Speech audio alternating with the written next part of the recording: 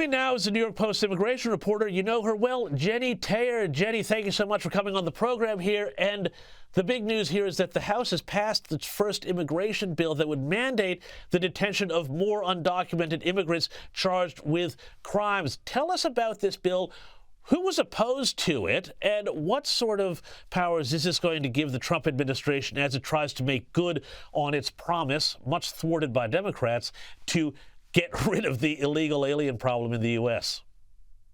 Sure. Well, it will surely ensure that the illegal immigrants that come through the border are not released into the country. It's another step in making good on that promise by the Trump administration that's now come in and introduced so many sweeping measures to immediately seal off the border and to enhance immigration enforcement within the United States. I think the best example of, unfortunately, the tragedy of what was happening before without this bill was the murder of Laken Riley, the Georgia nursing student who was on a jog and was caught by an illegal immigrant who was released into the United States and, quote unquote, vetted by immigration authorities under the Biden administration to go on to commit this heinous act, which was killing this innocent student down there, Laken. And, we've just seen case after case about this, Rachel Marin, others being released into the country only to commit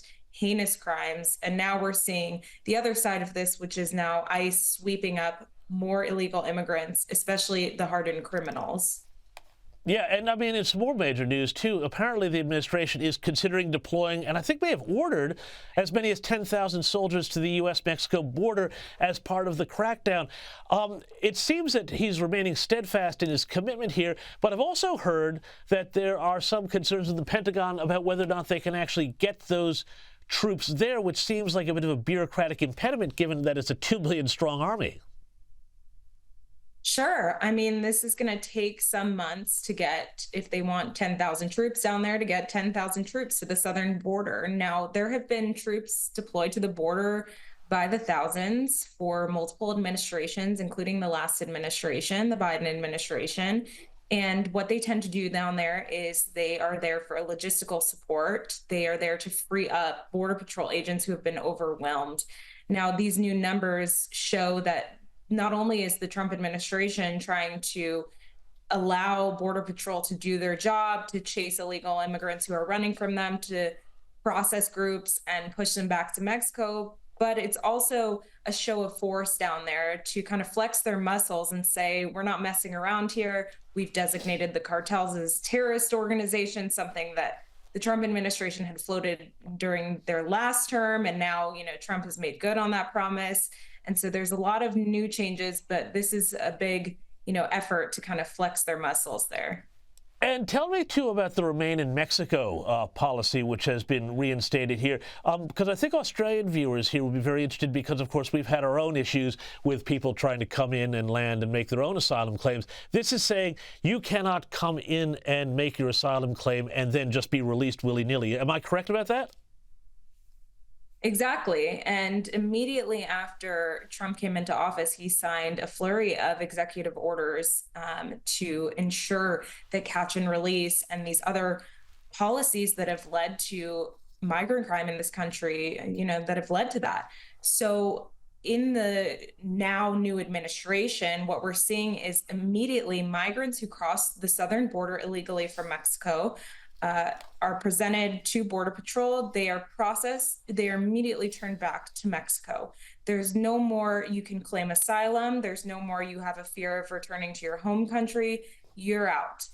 The same goes with Remain in Mexico, a little bit different because Remain in Mexico would allow these migrants access to the asylum system. However, if they're awaiting their years-long court date in the United States, they're going to have to do that in Mexico in a shelter there. So there's a big difference. And the biggest is that communities here in the United States will not see these large droves of migrants, albeit, yes, they are still reeling from the impact of the last 4 years of the Biden administration and them letting in migrants by the millions. Yeah, and just on those cities, too, I mean, the Border Czar Tom Homan, and boy, how tough is he, revealed earlier this week that some of this mass deportation has already begun. We actually played a little bit of footage from that, and here's a little bit of what he had to say. No, it started. It has started. ICE teams are out there as of today. We gave them the direction to prioritize public safety threats that we're looking for. So we've been working up the target list. There was some discussion about Chicago because the specific operational plan was released. So we had to look at and reevaluate, does this raise officer safety concerns? And it does. But we've addressed that, and teams are all effective today. Now, some of the footage out of some of these cities is quite incredible with some of these raids and the real serious crimes that they've picked people up for. But how is this going to go once some of these sanctuary cities start their legal challenges? Because you know that one of these cities is going to say, no, you're not allowed to do this here. It sounds almost like we're going to have a standoff between the feds and the states. It's almost a constitutional crisis in the making. Well, so it works, one way. And the one way it works is that ICE can do whatever it wants in these sanctuary cities in reality. But the local officials are hamstrung by their local leadership in communicating with ICE. Hey, we have these illegal migrant criminals in our jail. They're about to be released. Come and get them, please. So it works that one way. So ICE is still going into those communities, and that's something Tom Homan has been very outspoken about, is we will wait outside the jails. We will go to these homes of these individuals. Yes, it will make it actually worse for sanctuary cities and their intentions of providing sanctuary to illegal immigrants, because if we go into a home of someone that we're targeting specifically, a criminal, and we find that they're living with a few other illegal immigrants, we're going to take them into custody too, which is what happened in those initial ICE raids in Boston that the Trump administration has already carried out in the first couple of days. I mean, they've made hundreds of arrests, and of course, that's only a drop in the bucket. But sanctuaries are not holding them back. They're conducting these operations in sanctuary cities. And at the same time, the Department of Justice has now instructed U.S. attorneys to look at possibly prosecuting sanctuary leaders who, in their words, obstruct ICE from making these arrests and conducting operations. Jennie Taer, we're going to have to leave it there. Thank you so much for your time, as always.